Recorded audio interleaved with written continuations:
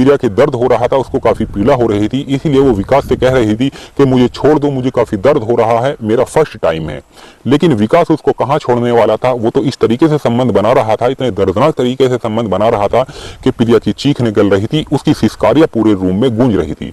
विकास उसके साथ लगभग 1 घंटे तक संबंध बनाता है और जब थक जाता है तो वहीं पर निढाल होकर लेट जाता है। दोस्तों, इस तरीके से जब भी प्रिया को मौका मिलता था तो वो विकास को अपने घर पे बुलाया करती थी और इसके साथ शारीरिक संबंध बनाया करती थी। लगभग 2-3 महीने का समय गुजर जाता है। प्रिया के पड़ोसियों को कुछ शक हो जाता है प्रिया के ऊपर कि जब इसके माता पिता घर पे नहीं होते हैं तो इसके घर पे एक लड़का इससे मिलने के लिए आता है और घंटों घंटों इससे मिलकर जाता है। फिर उसके पड़ोसियों ने जो है प्रिया के माता पिता को कहा कि आपके घर पे जो है आपकी गैर मौजूदगी में एक लड़का आता है और प्रिया से घंटों घंटों मिलकर जाता है। उसके माता पिता ने यकीन नहीं किया। उन्होंने सोचा कि जब ये चीज हम अपनी आंखों से देखेंगे तभी हम यकीन करेंगे। फिर उन्होंने एक दिन प्लान बनाया कि उन्होंने सोचा कि हम अपनी अपनी ड्यूटी नहीं जाएंगे और एक पड़ोसी के घर में रुक जाएंगे। फिर ये दोनों ऑफिस जाने के लिए तैयार होते हैं, अपना नाश्ता पानी करते हैं और ऑफिस के लिए निकल जाते हैं। लेकिन ये दोनों ऑफिस नहीं जाते हैं और एक पड़ोसी के घर में रुक जाते हैं। फिर लगभग 2 घंटे के बाद विकास नाम का जो लड़का होता है वो प्रिया के घर पे आता है और प्रिया के कमरे में चला जाता है। अच्छा, उसको आते हुए प्रिया के मम्मी पापा ने भी देख लिया था, इसीलिए पीछे पीछे ये लोग भी चले जाते हैं। अच्छा, विकास जो है जाते ही प्रिया के ऊपर टूट पड़ा था, उसके साथ शारीरिक संबंध बना रहा था। फिर ये अचानक दरवाजा खटखटाते हैं। जब प्रिया ये सुनती है दरवाजे की आवाज तो दंग रह जाती है, उसके पैरों के नीचे से जमीन खिसक जाती है। फिर ये दोनों कपड़े पहनते हैं और कपड़े पहनने के बाद प्रिया विकास को कहीं छुपा देती है। छुपाने के बाद वो दरवाजा खोलती है तो उसके माता पिता उसके सामने थे। जब प्रिया अपने माता पिता को देखती है तो देखते ही दंग रह जाती है, उसके पैरों के नीचे से जमीन खिसक जाती है। वो अपने माता पिता से कहती है कि आप तो ड्यूटी जाने वाले थे, आज गए नहीं हैं। तो फिर उसके पिता उसको एक थप्पड़ मारते हैं और उसको गालियां देने लगते हैं, तरह तरह की बातें कहने लगते हैं। वो कहते हैं कि तूने हमारी नाक कटवा दी है, तू हमारी पीठ पीछे क्या क्या काम कर रही है, हमें सब कुछ पता है। फिर ये उसको मारने लगते हैं और उसको गालियां देने लगते हैं। अच्छा, विकास जो होता है वो मौका देख के इनके घर से भाग जाता है।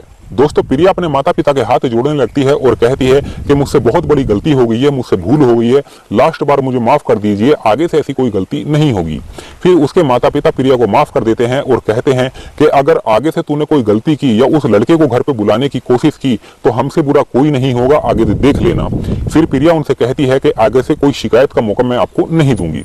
दोस्तों, फिर इस तरीके से धीरे धीरे समय कटने लगता है। प्रिया अपने स्कूल जाती थी पढ़ने के लिए और स्कूल से घर वापस आया करती थी।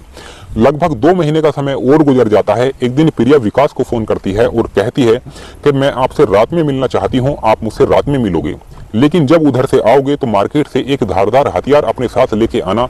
आज जो मैं करने वाली हूँ वो जिंदगी का सबसे बड़ा काम होगा, शायद किसी भी लड़की ने ऐसा काम नहीं किया होगा जो आज मैं करने वाली हूँ। फिर प्रिया विकास को पूरी कहानी समझा देती है। फिर विकास मार्केट जाता है और एक धारदार हथियार खरीद लेता है। फिर रात के 12 बजे के करीब विकास जो है उस हथियार के साथ प्रिया के घर पे पहुंच जाता है। प्रिया अपना दरवाजा खोलती है और विकास को अंदर ले लेती है। फिर प्रिया उससे कहती है कि अब समय आ चुका है इस काम को अंजाम देने का।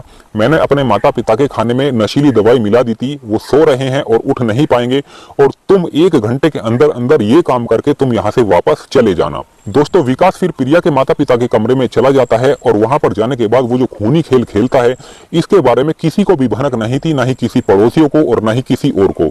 लेकिन दूर बैठा हुआ जो कुत्ता था वो ये सब देख रहा था। विकास इतने निर्मम तरीके से इनकी हत्या करता है कि काफी निर्मम तरीके से, और पूरे कमरे में जो है लहू लुहान कर देता है। उसके बाद वो प्रिया के पास जाता है और पूरी कहानी बताता है कि मैंने काम तमाम कर दिया है। फिर प्रिया उसको अपने कमरे में लेके जाती है और ये दोनों एक दूसरे से प्यार करने लगते हैं और थोड़ी देर के बाद विकास इसके साथ संबंध भी बनाने लगता है।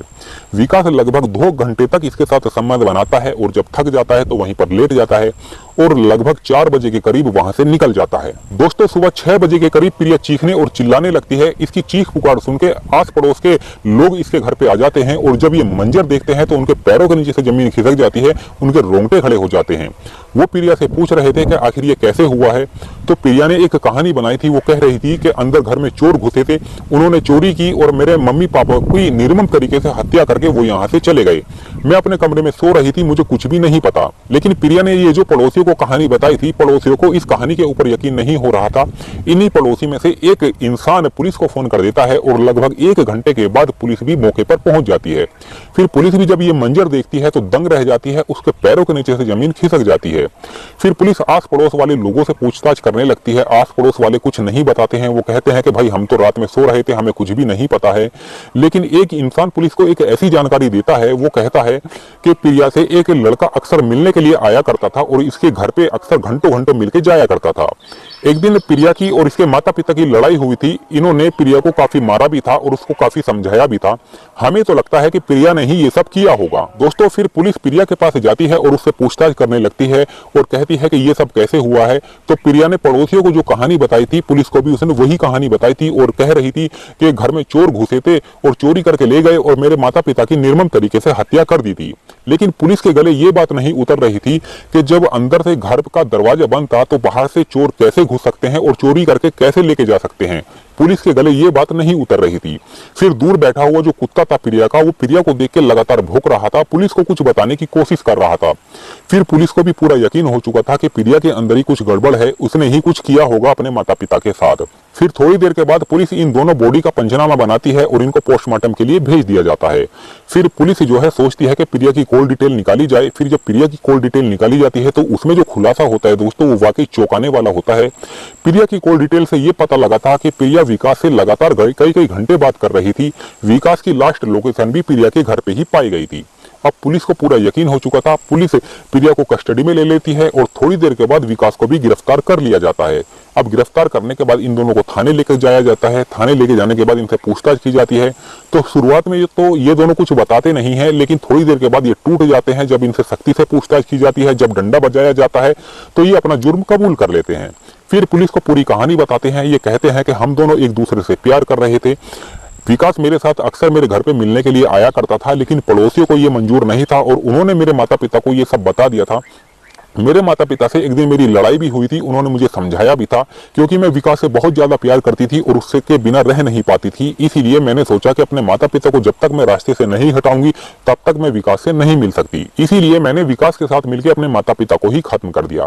दोस्तों, जब ये कहानी सोशल मीडिया और अखबारों के माध्यम से लोगों को पता लगी तो लोग ये सोचने पर मजबूर थे कि एक सगी बेटी अपने माता पिता के साथ इतना घिनौना काम कैसे कर सकती है। बाकी दोस्तों, अब इन दोनों के ऊपर संगीन धाराओं में मुकदमा दर्ज करके इनको जेल भेज दिया जाता है। अब ये अपने जुर्मों की सजा भुगत रहे हैं जेल में। दोस्तों, इस कहानी से मुझे आप लोगों को परेशान करना या फिर आपका दिल दुखाना नहीं था, सिर्फ आप लोगों को ये सचेत करना और जागरूक करना था कि आप लोग हमेशा सुरक्षित रहे, अपने बच्चों पर हमेशा ध्यान रहे कि वो किससे बात कर रहे हैं। उनके वो मोबाइल में चेक कीजिए कि क्या क्या वो वेबसाइट खोज रहे हैं, क्या वेबसाइट वो देख रहे हैं, किन लोगों से बात कर रहे हैं, किन किन लोगों के उन्होंने अपने फोन में कॉन्टैक्ट नंबर रखे हैं। दोस्तों, अगर जब तक ये चीजें आप नहीं देखोगे तो हो सकता है कि जो आज प्रिया ने किया है, हो सकता है आपके बच्चे भी कभी ना कभी इस तरह का काम कर सकते हैं। इसलिए आप लोग हमेशा अपने बच्चों पर ध्यान दीजिए, उन पर नजर रखिए कि वो क्या कर रहे हैं, किससे मिल रहे हैं, किससे बात कर रहे हैं, क्या क्या वीडियो वो अपने फोन में देख रहे हैं। चलिए दोस्तों, इस वीडियो से, इस कहानी से आपको क्या सीख मिलती है, आप हमें कमेंट सेक्शन में जरूर बताइएगा। और जितने भी भाई बंधु हमारी इस वीडियो को जहां से देख रहे हैं, वो अपने नाम और अपना सिटी का नाम अवश्य लिखे, ताकि अगली वीडियो में मुझे आपके नाम लेते हुए खुशी हो। चलिए दोस्तों, मिलते हैं फिर किसी और वीडियो में। तब तक आप अपना ख्याल रखें, अपने परिवार का ख्याल रखें। धन्यवाद।